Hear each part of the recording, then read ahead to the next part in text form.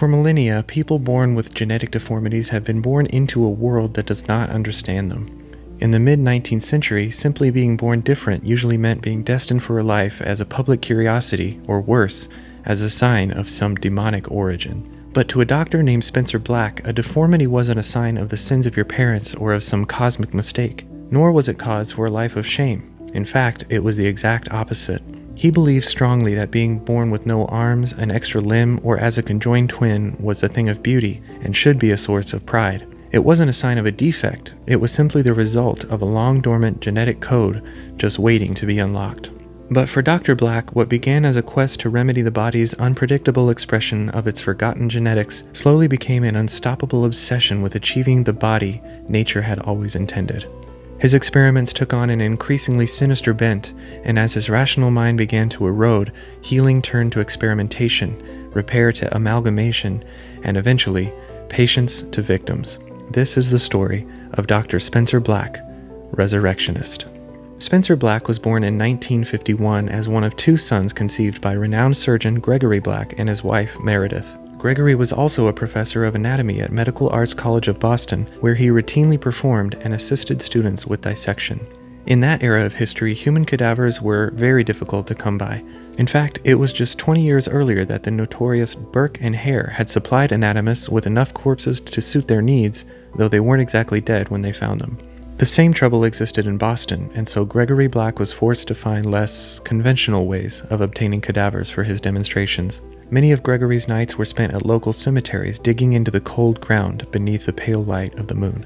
When Spencer himself was old enough, he would often accompany his father on these expeditions, and he would later write of the profound impact they had on his impressionable mind, though whether for good or bad, it wasn't clear.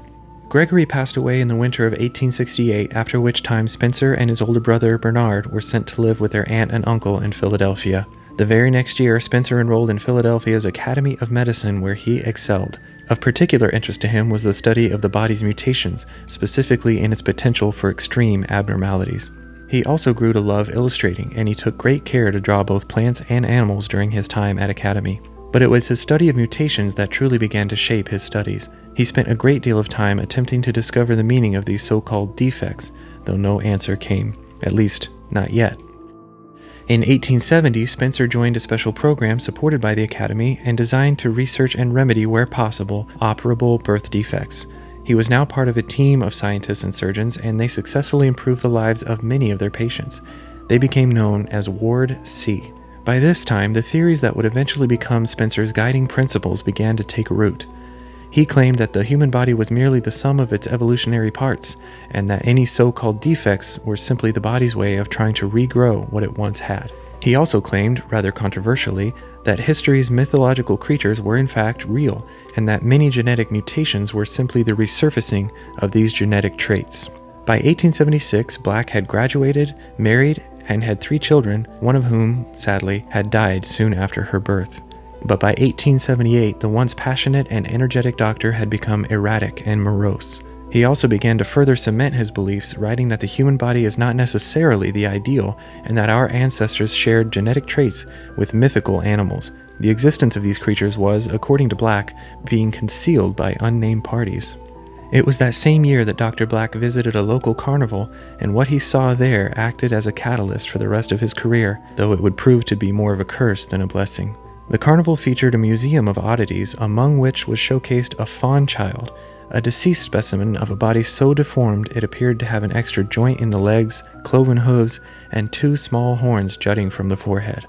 To Dr. Black, this was the proof his theories had been waiting for. He bought the specimen for a hefty sum and took it back home. Once there, he began his study in earnest. He began to share his findings of this half-mythical creature with prominent people in his field.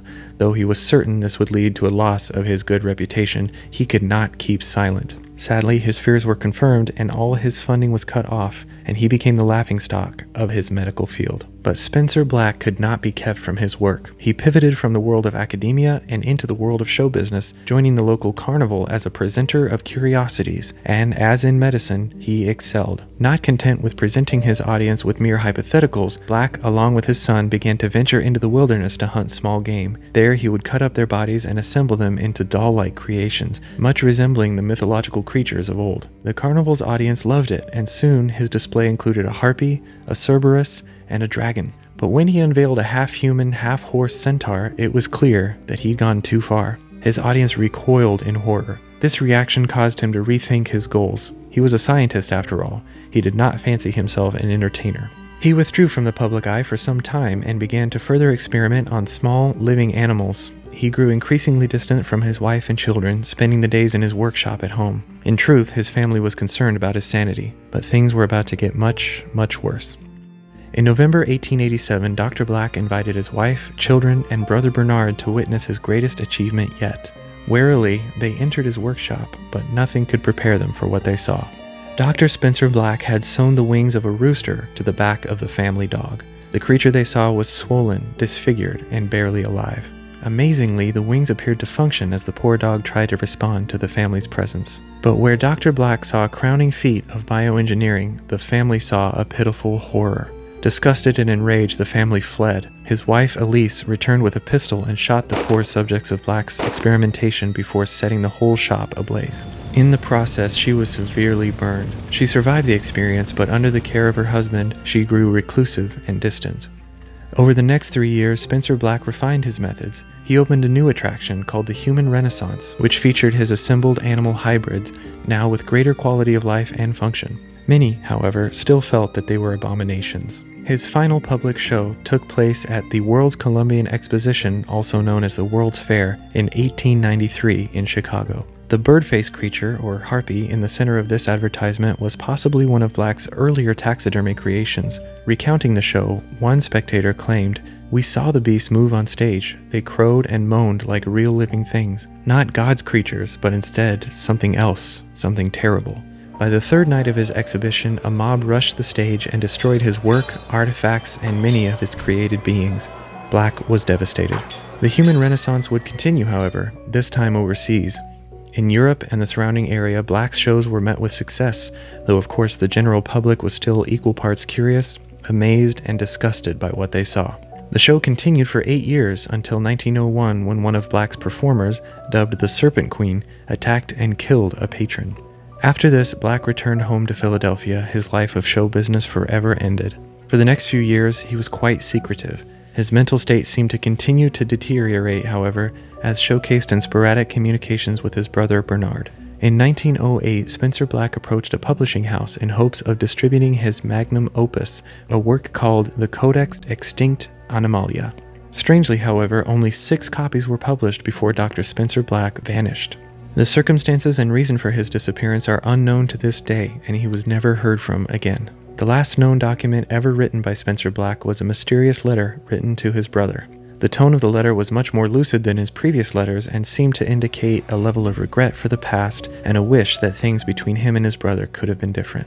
Most chilling is the account of his wife Elise at the very end of the letter. "Elise, my dear wife, I resolved to save her. I chose to give her a great gift, an ancient past, resurrected. She was a descendant of a powerful species, the Fury. Elise is now no longer the same woman, nor is she the one in the cracked body of burned flesh. She has emerged, she has awoken like the cicada. I learned many things. I wield a mighty sword now. I have taken her as a worm, an opium-addicted wretch, writhing in a scorched body. Listen to me, Bernard, I write only truths. She now pounds the air with her wings and bellows hell's song in hunger. I baptized her. With my knife, I saved her. Again, I saved her. The last stone I unturned in my quest was the tombstone. Stone. Quickly." And so ends the first-hand record of Dr. Spencer Black's life and legacy.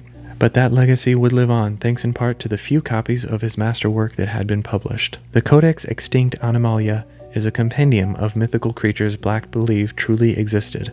Detailed notes and painstaking sketches showcase every aspect of these creatures' anatomy and are often accompanied by speculations on their physiology, habitat, and behavior. Disturbingly, though, this work goes beyond conjecture and speculation. It's believed that Black fabricated each of the creatures in this codex, with varying degrees of success. The codex seems to proceed in order of complexity, possibly implying a progression of Black's skills. It begins with the Sphinx, a winged lion-human hybrid. According to Black, though few in number, the species had a developed human mind with an advanced intellect. They were more than likely fierce and successful predators. A later entry, dubbed Chimera Incendiarius, is an amalgamation of multiple creatures, with the head of a lion, snake, and goat, and the body possessing elements of each. It is a great example of Black's careful speculation on the life forms he had hoped to reawaken. The diet is another curiosity. All three heads, whose origins are from creatures of differing diets, must surely share a common digestive tract and other similar requirements for basic functionality. I imagine there must have been ample opportunity to benefit from such an arrangement. The goat could graze while the lion rested, perhaps. Beyond their increasing complexity, several of Black's creations were of impressive size. It's speculated that for creatures like the Pegasus gorgonis, he must have had to use a system of ropes and pulleys to operate on the creatures. Unfortunately for Black, despite the great undertaking of grafting enormous wings onto a horse, the wings were never functional. But Spencer Black's crowning achievement, not only by his own estimation, was the harpy. Notes are given not only on this creature's anatomy, such as dual vocal systems that allowed for human speech as well as birdsong, but also its reproductive system, which involved laying eggs, and speculations on its embryonic development. Given his clear affection for the harpy's existence, is it possible that this was the form Spencer Black finally bestowed on his wife, Elise? No one knows for sure, and his final letter certainly isn't clear. What is for certain, however, is that the life of Dr. Spencer Black was one of extreme dichotomies. He existed at the intersection of life and death, hope and despair, genius and madness, and most notably, of nature and abomination. Though much of Black's efforts were lost, including the specimens that were his life's work, there can be little doubt that for this troubled genius, death was nothing more than the gateway to rebirth, however unsettling its new life may be. The Resurrectionist is a work of fiction written by E.B. Hudspeth and published by Quirk Books, who were kind enough to let me use some of the book's images for this video. If you'd like to read more about the life of Dr. Spencer Black, including a complete version of the Codex Extinct Animalia with even more stunning artwork, be sure to visit the publisher's site via the links in the description. And as always, thanks for watching.